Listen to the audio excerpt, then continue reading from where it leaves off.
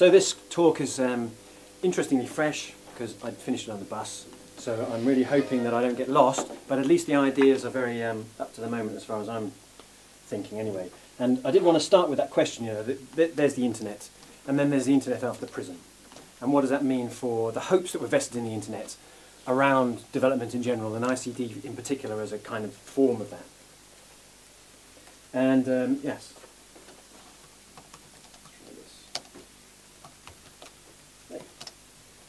So I'm not really a big fan of sort of bullet point slides, so I'm mainly just going to talk from my notes. And I have done some slides in Doge or Doge, depending on how you pronounce it. There is a bit of a pronunciation war going on, but it's just an internet meme basically, the one to do with the little husky dog. I don't know if you've seen it around. Anyway, so that's why my slides are like that. Not only because I'm slightly disordered in my thinking. Yeah, so the internet, you know, it's not surprising, maybe, that it had such a lot of hopes vested in it. You know, the idea of a communications commons, a transnational mechanism, all that kind of stuff. So I think there's that kind of, there's an idea that this good, flat space has been, you know, rather suddenly trashed by the NSA and the other Five Eyes agencies, the Five Eyes of the Canada and US, the Canada, US, UK, New Zealand, and I forgot what it. No, it's the five Western one, I forget the other one is. Australia, probably. So the Five Eyes agencies, the ones that are the big elements of the big bug eye that is the NSA, or the PRISM and all the other acronyms. The surveillance agents have come along and basically messed it up. Because now everyone's going, well, Uncle Sam, Big Brother, is like watching everything we do, so what we'll do is we'll have a nice Brazilian internet, you know, and we're going to have a nice German internet, so Angela can, you know, be unmolested and stuff like that. And I think, you know, I'm about to sort of move away from that, but I think that is a real problem. You know, there will be, because some of these entities, particularly the state entities, have been waiting a long time to break up the internet, and this is a great reason. You know, this is a great justification, and I think we will see that. And I think a precursor of it was just at the end of January, I think, if anyone knows Coursera is one of the big MOOCs, the one out at Stanford, and on the end of January they made an announcement saying they were going to geo-block various countries like Syria, Cuba, Iran, Sudan, I think, because they felt that they were obliged to under State Department regulations. And so there's a sudden experience of people in those countries who, of course, have been tapping into this high-level free online education, the same as everyone else across the internet, suddenly being cut off. And I think that's kind of symbolic for me of what probably will happen with the national breakup of the internet and so on. So it may turn out that we were living through the golden age of the internet, and it'll just become a lot of national internets and balkanised or whatever you want to call it. But that's not really since I've been invited to tell a little story today, that's not the story that I wanted to tell. Okay, there's at least two reasons I'm not particularly motivated by that, and one is I don't particularly subscribe to the ICT4D thing. Okay, I'm not an ICT4D person, but I have been around it and close to it. I was at the last World Summit on the Information Society and the first Internet Governance Forum, and saw some of the high-level stuff around ICT4D, and it seemed to me to have quite a lot of the characteristics of sort of deterministic, techno-deterministic and top-down, corporatist kind of activity, which in some ways is part of the seed of the problem that I do want to talk about. So I'm not particularly crying over ICT4D, if there was ever such a thing. But maybe more concretely, I'm not particularly crying about Big Brother either. You know, because I want to talk about power, but I don't want to talk about power like power that's out there, like the Masonic eye of the NSA looking down on everybody and that being the issue. I want to talk about it a bit more in the sort of Foucault sense, the power that's productive and runs through everything all the time. So, sorry about that. Should have done say that, actually. It's empowered. Yeah. Powered off. Yeah, well, I don't think I can go that far. I'll just have to, well, I'm turning it off, look at that. So, yeah. So what do I want to talk about? What I do want to talk about, or what I think that moment was with the NSA, really, for me anyway, was just like a strobe light. It sort of flashed open, business as usual. That's what I think has changed, because really business as usual is more or less indistinguishable from the NSA. Business as usual on the internet I'm talking about, and has been for a while. The dominant driving business model, the ecological model, the very biological model of the internet's existence has been based on gathering as much data about people as possible. and parceling that up and marketising it. I think Brian Holmes put it pretty well. This is back in 2007. Our movements, our speech and our emotions, even our dreams have become the informational message that is incessantly decoded, probed and reconfigured into statistical silhouettes, serving as targets for products, services and political slogans. And that's how it rolls. Has anyone tried there's a good Firefox plugin used to be called Collusion, it's called Lightbeam. Mm-hmm. Yeah, so if you've tried Lightbeam, it's a really good visual experience of like just ordinary browsing and seeing the third-party beacons and trackers that are constantly keeping an eye on your movements and forming you into they're not particularly interested in you as an individual, as neither is the NSA, but they're forming you into a sort of statistically categorised marketing demographic and so on that can be solved, basically. And, this is pervasive. Did you see the thing about Angry Birds? They're all apps are very leaky. I mean, we never think about it. I don't know if you have a smartphone, but if you download an app and it says something like it needs access to your contacts and your network, and then you go, oh, whatever. It's a bit like terms of service. You just go, yeah. And it turns out that all these apps obviously are leaking loads of stuff back to the people who made them, but also in this case, Angry Birds and other apps were deliberately targeted by the NSA as intelligence gathering devices. But again, just because that's what they already do. It's not the NSA made them do that. That's in their very nature anyway. So in info security, people talk about a threat model. It's not about just having cryptography or whatever it is, it's about thinking what's the threat model. And I think what I'm trying to say is that really the threat model and the business model are more or less indistinguishable. That's just what it does. And what I want to look at really is what that means across the board. And I will connect it as much as I'm able with ideas around development. Because I think it does have some specific things to say about it. But it's really a much more general issue, I suppose. So in particular, I want to sort of talk about a couple of things that are very rising. They're very, very rising if you do a sort of word analysis of academic paper titles, but they're very rising because they're real things, big data and algorithms. So big data, everyone's kind of into that idea, right? About big data, volume, velocity, variety, basically the fact that, in particular with the social networks and smartphones, but also for a variety of other reasons, there's just loads of data knocking around as a side effect of everything. And there's just so much of it. And it's very varied, and it's very fast. It's actually caused a major change in database models, actually. A shift from relational database models, that's been junked. And now it's no SQL, so not putting a schema on it, and running algorithms afterwards to analyse it, right? But there's a lot of bad data around, that's what it boils down to. Big data, and it makes researchers very happy in a slightly worrying way. Sometimes it does seem a bit like the NSA, the S in NSA stands for sociological, because people who want to do sociological research go, this is fantastic, this is all we ever wanted to know and more, and we don't even have to go out and ask anybody anything, because we know it all already. And of course there are, that's slightly flippant, although not entirely, but there are people who raise criticisms, and just as an example, there's a good paper from a couple of years ago by Dana Boyd and Kate Crawford, and that tries to raise a few questions from a research point of view about all this big data. So they ask questions like, do numbers speak for themselves? What about claims to objectivity and accuracy? Is bigger always better? Not all data is equivalent, and kind of tacked on the end, just because it's accessible doesn't make it ethical. So even within the research community, of course, there are some serious questions about whether this bonanza, this proliferation of data is really the unalloyed good thing that it sometimes seems to be. But the point I wanted to make about data, again, is a bit of a Foucauldian point, is that it's not just about privacy. Okay, sometimes, or in fact quite a lot, even with that ethical issue or the sociological researchers, their mentality is much to think about data and privacy when they're thinking about ethics. And I think it's not, again, it's a bit like the sort of power over thing. It's not about something that's separate. It's about something that's very, very constitutive, that there's a process of subjectivation going on. The data's not just, we have this data and we choose to give some of it away. It's that the very data environment, or the category environment, is also part of constructing who we are in any society, an internet society or a pre-internet society. But the categories that are constructed socially are part of how we identify. And Foucault's thing in particular, of course, was this idea of a sort of disciplinary society, that there are these that there are these categories such as sexuality, health, criminality, madness, so on and so forth, that we learn to internalise our own normative behaviour around. These are socially constructed categories that become ourselves, how we perform ourselves, and that they're disciplinary. So rather than having to go around and sort of hang people to prove what you should be doing and what you shouldn't be doing. We use a much more continuous and broad range of social categories. And we internalise the surveillance to some extent.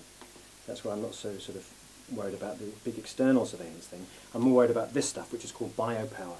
And also, which I'll come back to when talking about development, the other way of thinking about biopower, as well as the sort of individualised stuff that you incorporate about how you should be as a man or how you should be as a white person or whatever it is also the generalised social categories, epidemiological or sociological categories, the ones that are used to describe and enumerate the entire population. And those are also tools, as Foucault said, anyway, of this idea of biopower.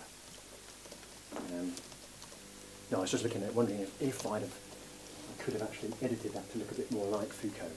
That would have you have to take the hair, more like you. Yeah, exactly. And, pasted myself. Yeah, pay attention. You're a bit Foucauldian. So the other thing about big data, of course, is like data doesn't really do anything. It gets stuffed into algorithms to do things. And the particular kinds of algorithms I think are the most relevant are data mining and machine learning. So data mining is just doing things like cluster analysis and associations to find out, are there patterns in the data? And the machine learning is just like teach the machine to recognize these patterns in other data. That's more or less how it works. And what I think in particular is socially relevant about this is the potential for prediction. Right? That this then becomes possible to predict, in particular, risk, however you define it, which could be health and safety risk, it could be an epidemiological risk, or it could be a terrorist risk, however you want to define risk. But you can predict risk, and that I think is it's a very out there idea, not out there as in wild, but out there as in really being discussed and to some extent implemented. And there's a guy called Tim O'Reilly who was right back at the beginning of Web 2.0, enunciating the term Web 2.0. One of the ideas that the O'Reilly lots are pushing these days is algorithmic regulation, because they really got into big data big time, and now they're into this idea of algorithmic regulation. It's quite an interesting idea. Right, and I think it's not the only one in this kind of space, but it nicely sort of sums up the potential, which is you can take lots of problems that would have previously been seen as social issues that needed to be worked through the sort of democratic mechanisms of open discussion and so on and so forth, as robust or not as they are, and you can treat them as kind of problems to be solved iteratively, through algorithms, that they're just basically you model it the way you do identifying span. So social problems become span. You do a kind of Bayesian analysis and identify the sort of bits that need knocking off, and then you alter some kind of systemic nudge thing to, and actually it is connected to the nudge theory. Nudge stuff I think was really popular under Blair, but I'm pretty sure the current lot is still quite into it. And the idea of the nudge being that rather than sort of telling people to do something or running education campaigns, you alter the framework so that there are points of pressure, more or less perceptible, that just sort of nudge and encourage or sort of guide people to change their behaviour. And so nudge theory goes rather neatly with sort of algorithmic regulation, that you can identify what your social problems are and then implement a range of social mechanisms to channel things. And then there are a couple of, that may or may not worry you. I think there is a problem there, which is that things are definitely going to get, or are getting shunted away from things that need to be put through a discussion mechanism in whatever those theories of public discourse are, and are now technical problems. That's one thing. And a couple of other problems are that people doing it aren't particularly sensitive to the kind of queries that even those sociologists were raising about what the issues might be in this. They're much more interested in just implementing it. But also there is a kind of inherent opacity in it. It's quite possible to decide that somebody is a risk without understanding why the algorithms have done that. It's kind of the nature of the beast. You wouldn't need data mining if it was obvious to a human a lot of the time. So it's quite possible, there's a guy called Tal Zarski who writes about this, that data mining might point to individuals and events indicating elevated risk without telling us why they were selected. We've got a non-interpretable process following from data mining analysis, which is not explainable in human language. So that's changing something. That's like, however naff or venal, a political argument might be for some kind of activity. Here you've got an activity caused through an argument that's not humanly comprehensible, but still implemented. So I think that's interesting, an interesting development. And the other thing I want to throw into the mix, we've got big data and algorithms, and That's that's running through. That's the DNA of the internet-based society. But there's another thing which I think is also actually going to cause a shift in this stuff, and that's currently called the Internet of Things, and that's the stuff that is everywhere. So it's like an internet thing is probably at the very least a thing that has an internet address, but usually it means something that is not just addressable but has some kind of computational aspect of its own. So obviously smartphones would be the sort of in some way the preeminent example, but there's so many things that have computational aspects in them and all running across the internet, and this is proliferated by the, to some extent, the developments around electronics, which were partly driven by the market forces of phones, because you wanted to make stuff small and cheap, like GPS or sensors, so you can stick them in a phone. But if you can stick them in a phone, you can stick them anywhere. You can have those ARM processors and the sensors and put them inside Raspberry Pis or Arduinos or whatever it is, and you can proliferate these things. And that is happening quite a lot. And it's happening from two directions as well, which is quite interesting, because smart stuff isn't particularly new. But it was mainly discourse of like large... I wonder why it's suddenly gone dark. I thought it was the... I thought, wow, that's amazing. It comes into the room and it all goes down. Previously, it was like it's been going for 20 years or whatever. And it would be people like BT, large infrastructure providers, talking about smart homes because they could do it, because they were controlling the infrastructure. Now you've got a new sort of wave, a larger wave of sort of smart stuff in this kind of dispersed way because of the sensors and computational power everywhere. And so the smart thing is really coming to life now. And it's kind of weird because it's top down and bottom up at the same time. And you can't really tell who's, well, I can't really tell who's kind of steering the boat. So,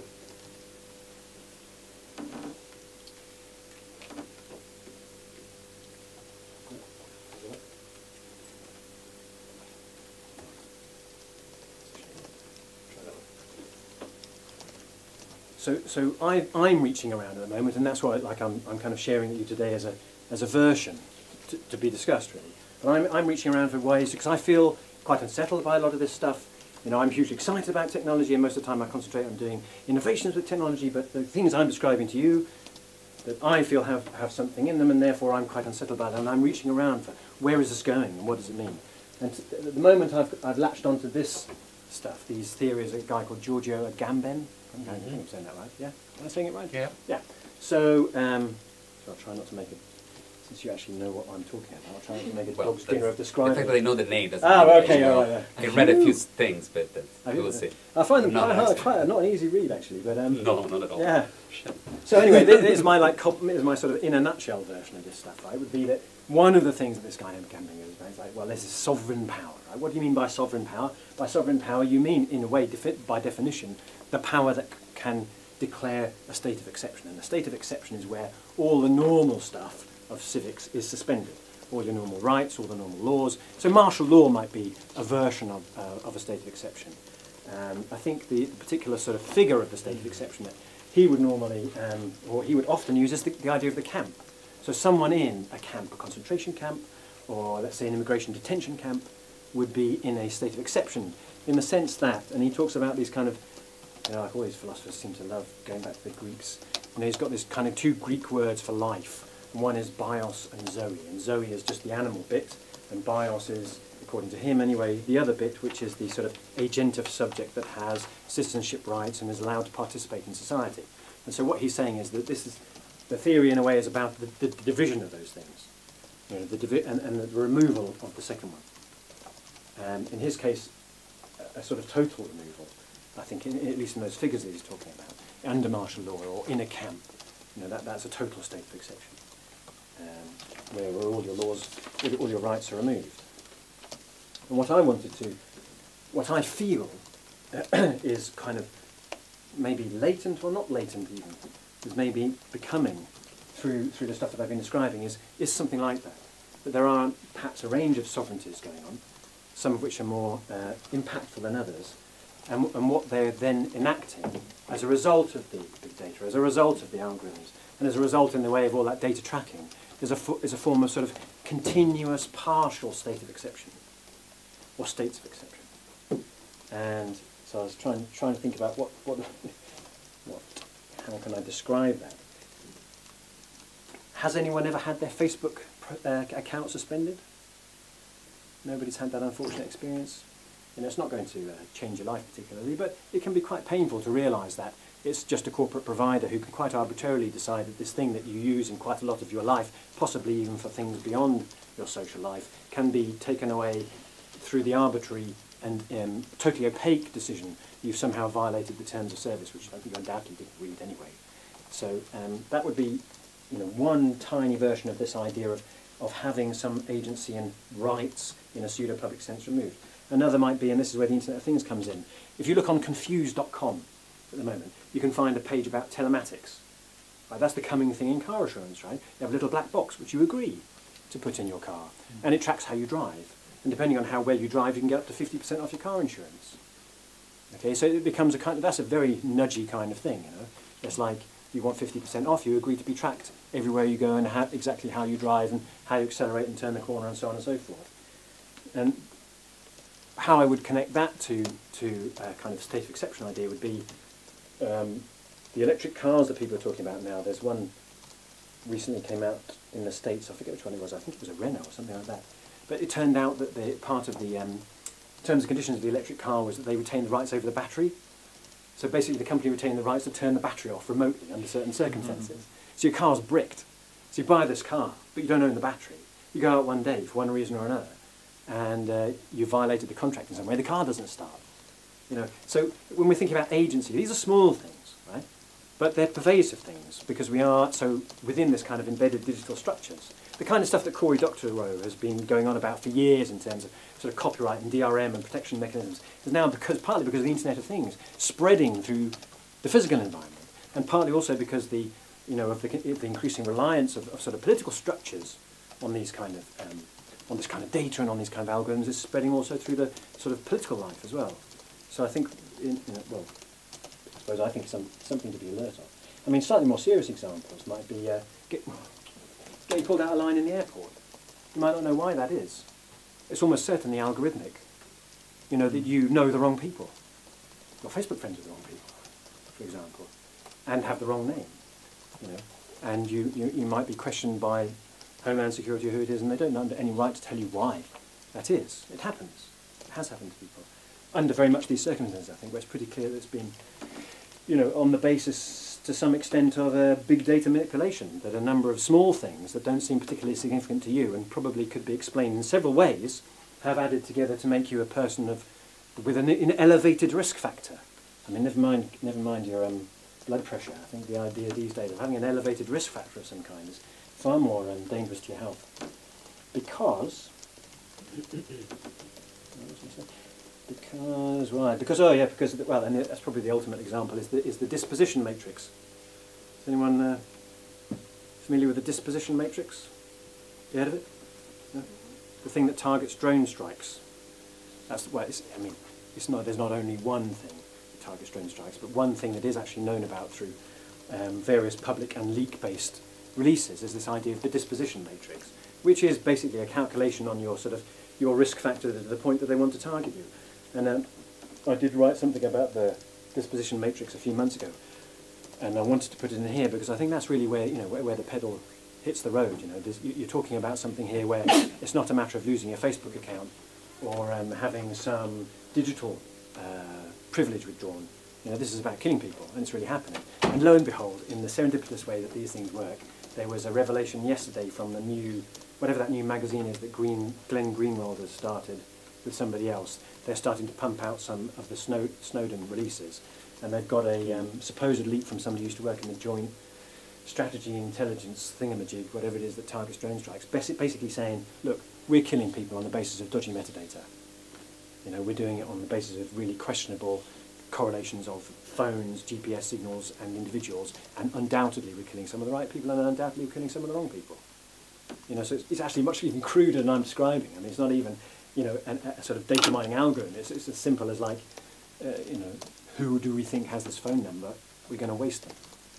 And that's what's happening. So I think that that's at the kind of edge of the mechanism I'm talking about. But yeah. Sorry, did they ever mention the human factor in it? Because as someone, like, I know how the system works. You cannot only do it from one metadata. You have to basically do it with also other sources which are not metadata in order to kill people. Well, that's exactly what he's saying isn't happening, actually. But what the leak source is saying.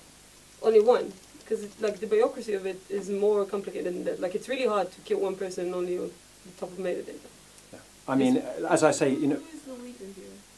Well, this is an unnamed source through Glenn Green. If you look at the, It's called The Intercept. pardon?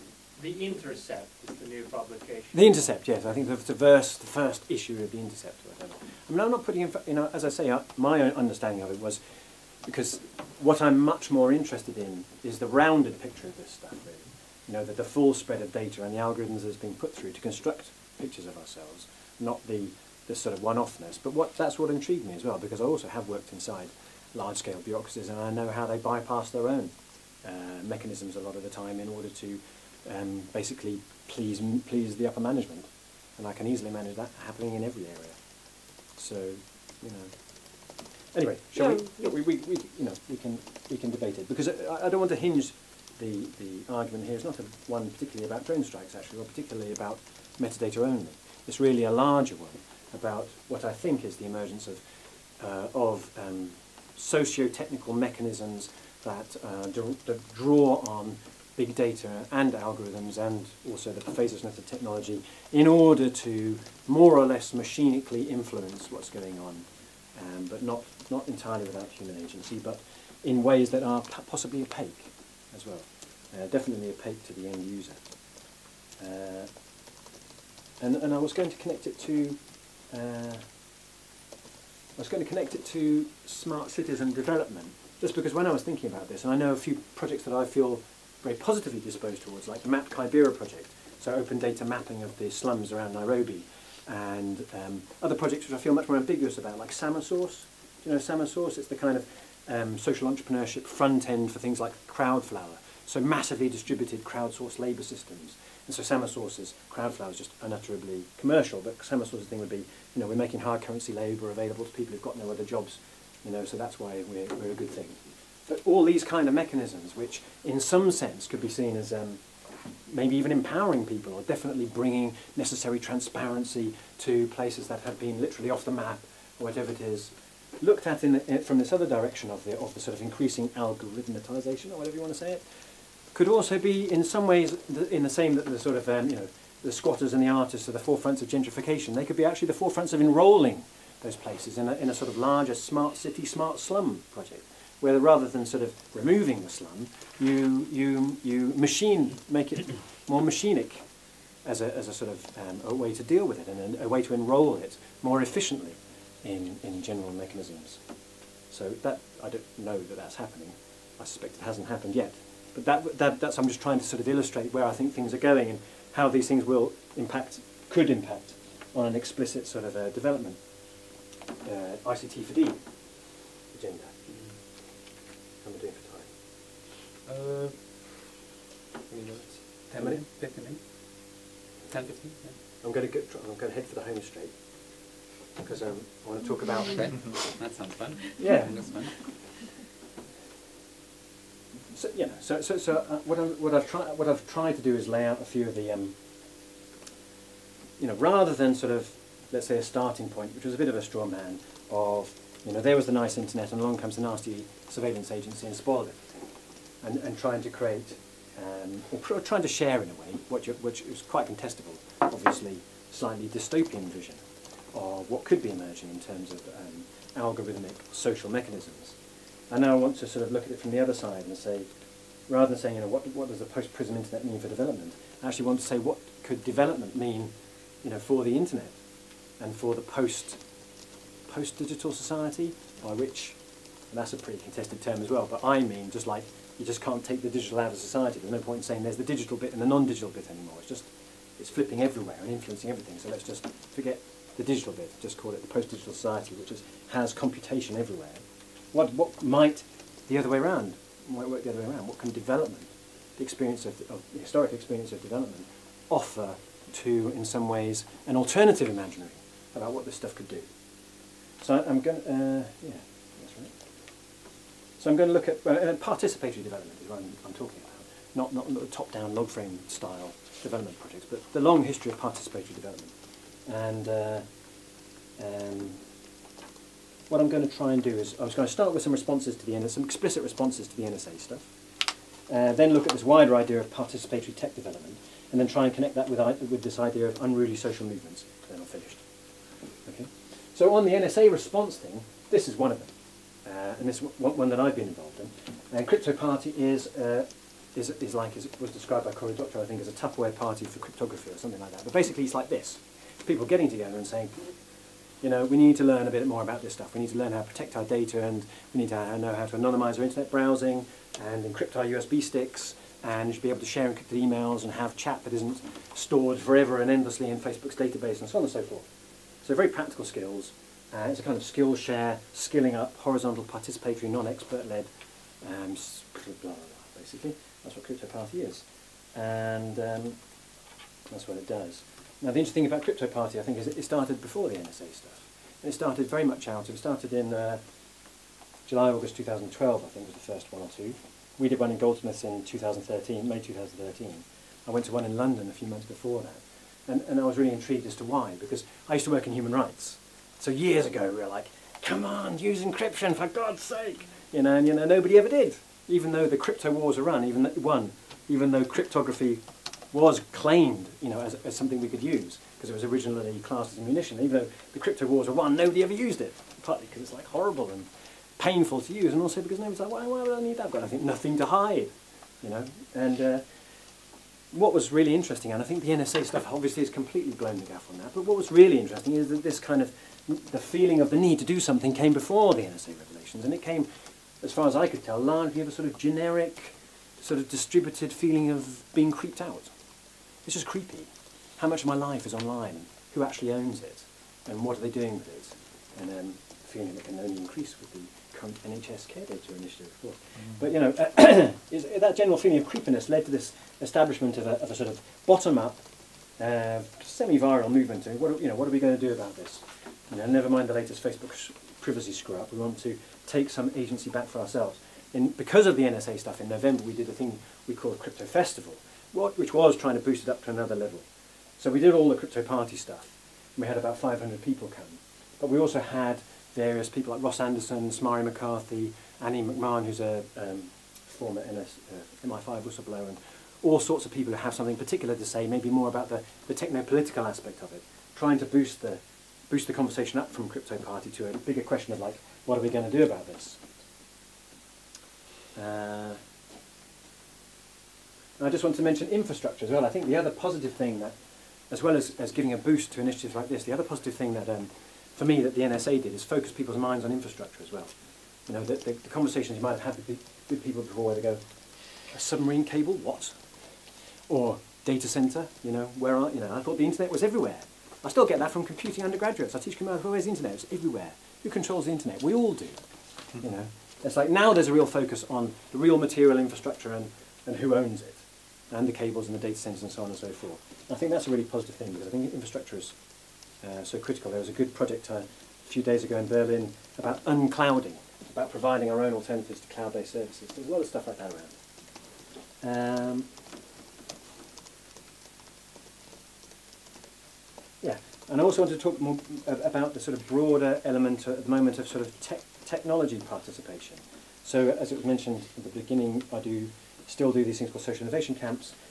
And here's the development bit, right? When I was doing social innovation camps a few years ago, somebody introduced me to some papers by a guy called Robert Chambers. Mm-hmm. Yeah, so long-running participatory development stuff, Institute of Development Studies, and I was totally intrigued to read this guy's descriptions of participatory development and realise that that's what we'd more or less auto-gestated through the participatory tech stuff. We were following exactly the same principles, more or less, to this what turned out to have a long history of participatory development. We were just doing it with tech for social purposes.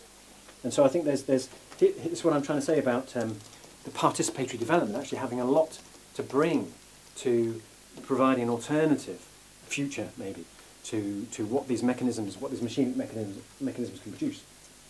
And another really good, I was watching a lecture by a woman called Jo Goulby about participatory mapping, which also was really good for me. And this was like a month or so ago, because participatory mapping is something I've been involved in as well, and I never knew it had a history going back to the 1920s, 1930s.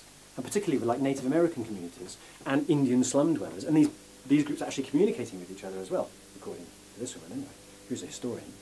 It's really interesting that to me that I feel that there's a kind of lineage to draw on and a lot of experience and a lot of social ideas that can be brought very productively together with the sort of technology innovation stuff. But the technology innovation stuff that's the affordances bit. The technology innovation stuff is also kind of critical to this because it's so mercurial, you know, because it's so double valued. Right? It always has these two sides, or this kind of slippery identity. It can be a surveillance mechanism and a liberation mechanism, a bit hard to disentangle, but it always has these unexpected bits in it, in my experience anyway. It just seems to go with this form of technology. That, let's say, critical infrastructure in two ways. You know, it's critical because it's important, but it's critical because it can be critical. It can be used to criticise the things for which it was originally built. Even, and a particular interest of mine at the moment is citizen science. You know, people have sort of seen this one coming up, and most of it's very much like the crowdsourcing thing. It's sort of, what do you call it, dispersed labour, in a way, sort of labour for science, you know, through virtual mechanisms. But some of it isn't. Some of it's very critical. Some of it's community-driven, bottom-up, scientific activity, but that has a critical pedagogy about it, like the sort of Paulo Freire thing. So again, linking with ideas that really have their roots in development in some way. You know, starting from the community and starting from a position of questioning the environment that people are in. And so rather than sort of we're kind of doing a deterritorialization. So hacktivism. Hacktivism is the broad term that I would use for describing this whole mixture of civic crowdsourcing, citizen science, critical engineering, that's another little strand of it, which is explicitly looking at what can you do with the exploits, the things that people normally use to install your NSA bug. You know, what can you do productively with an exploit, with a buffer overflow? Exploring the alternative possibilities that lie within these kind of machines. And I wanted to just briefly describe, to that happy picture, a paper, another Institute Development Studies one, that I read a month or so, 2 ago, and I shared with Gino because I thought it was really interesting. And it's called The Changing Faces of Citizen Action, a mapping study through an unruly lens, and by a few people, Ash K. Khanna, I think it is, and a few people at the Institute of Development Studies. And I particularly wanted to mention it because they're looking at it from a totally different point of view to me. They're not really, they mentioned social media a couple of times, and I think the internet might pop up once. But they're mainly looking at it from the point of view of the Institute of Development Studies, from the point of view of international NGOs and people doing development work, and they're looking at what's happened recently. They're looking at the thing that was formerly known as the Arab Spring, they're looking at things like the Indignados, they're looking at what's happening in Bosnia at the moment, what happened in Kosovo actually a few days ago when the students rose up completely unexpectedly and spontaneously against their corrupt rector in the University of Pristina. Brilliant. Spontaneous, uncoordinated by NGOs, non-participatory in normal democratic mechanisms, but interesting and very dynamic, and they're looking at it, they can't describe it as unruly. They throw a couple of theories at trying to get a handle on it, and one is Badiou, I think that's the correct pronunciation, again, Badiou, his idea of the event, which is a kind of rupture. So basically when the situation is such that the way you understood it before doesn't work anymore. There's a kind of sudden shift. Things don't make sense anymore. You have to make a new way of sense-making of the situation. And the event is the moment that has changed that idea of how you need to understand things. So I think they're using that because it seems like maybe we're going through some kind of event as far as a model of change goes, because that's what NGOs like to talk about, a model of change, and it seems like the model of change is not particularly relevant to what's happening right now. So they're throwing that one at it, and also, I don't know if I can pronounce these ones, Mouffe and Laclau. Mm-hmm. Yeah, is that right? Yeah, Mouffe and Laclau. But they've got this thing basically saying you've got a constructed symbolic relationship between state and citizen, it's always going to leave something out, the real, a bit of the real anyway gets left out, so, and that's going to come back and bite you in the bum, basically. I don't think quite put it like that. But basically saying there is this tendency with any constructed political normative arrangement that something's going to get left out. And I think they're throwing these ideas at what's currently going on because we need to get a handle on it. There's something going on that isn't well expressed, and normal political theories, that's for sure, and possibly even social theory, and maybe not even social movement theory. So they're throwing these ideas at it. But the particular one that I kind of landed on to sort of wrap this idea up, to try and connect it to the other stuff, to try and connect it to the whole algorithm and big data and stuff, and then crypto party, was this idea of the moral economy. which apparently is E.P. Thompson originally. He used it to describe the food riots in England in the 18th century, which was the beginning of the real sort of food market. And it was when people locally, there was sort of grain shortages, and because the market mechanism was established at that time, the people who had control over the grain supply were putting up the price because the demand was high, and people rioted against it. They had this idea of the fair price rather than the market price. This kind of generally socially set sense of a rough and ready sense of what's fair, sense of stability rather than imbalance. That, you know, as producers and consumers, they recognise that setting the prices in this way is completely going to disrupt their communities, and lead to starvation and stuff like that. And they said what they contested it with, rather than the market price, was the idea of the fair price. And so, in a way, that's what so constructing a sort of economic model with ideas of justice and fairness in it, rather than just a market mechanism. I think what he was trying to say, there was some alternative normative mechanism there, basically, a felt and possibly well-articulated sense, you know, that there was a kind of justice and community here that was being disrupted by this other way of doing things, and needed to be defended and reasserted. And that's what I would like to finish on, in a way. That I'll keep it on there, chef. That's no, sorry. First off, I try and draw a few threads here. First off, the need to think of a kind of post-digital citizenship in the first instance, why there needs to be an alertness to the other stuff that I was talking about, that in the structure of society, these underlying things, the infrastructure, which people have been paying attention to ever since they switched off the internet in Egypt in 2011, the infrastructure, the physical infrastructure, but also the data infrastructure, also the computational infrastructure, you know, is part of our citizenship framework and is going to have consequences, whether they're the states of exception that I'm talking about or something else. So on the one hand, first off, a post-digital citizenship. Secondly, this idea of a kind of critical hacktivism, critical in the sense of freery, critical pedagogy, starting from a position of analysing the power relationships and doing your affordance-based technology innovation on the basis of that, and explicitly looking to try and, in a way, overflow the categories. You know, a big picture for me, which I didn't include in this, which you should be happy about, because I really like them, but they can really mess with your head if they're on the screen for too long, is glitches. You know, there's a whole area of kind of glitch art, where people take pictures and digitally mess with them, deliberately, in the way that sometimes happens by accident, you know, when your presentation doesn't work. And I think the glitch is a really good figure for this stuff, because it's taking the computational aspect of everything and using it to disrupt the expected. And so I think what we're really looking for is a kind of glitch hacktivism in a way. And that would connect with this, could connect with this broader, which is a broader thing, definitely, this kind of what that paper describes as unruly politics, whatever it is that's going on at the moment. This would be a form of working with technologies socially constructively that might connect with that other stuff, that broader social movement. And so I would attempt to say that maybe that's a way to make sense of crypto party. That is a kind of reassertion of a moral economy around data. It's a sort of felt sense of fairness, that there's an unfair arrangement going on at the moment. There was never an explicit social contract, but like there never really was in society either, right? But whatever it is that's become has become unfair, and it needs to be rebalanced, and that we're going to take it into our own hands to rebalance that arrangement.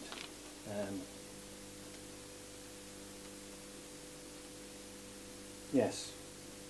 So, quite sure I got to that one, but maybe, oh yeah, I know why, because of the state of exception, that's right.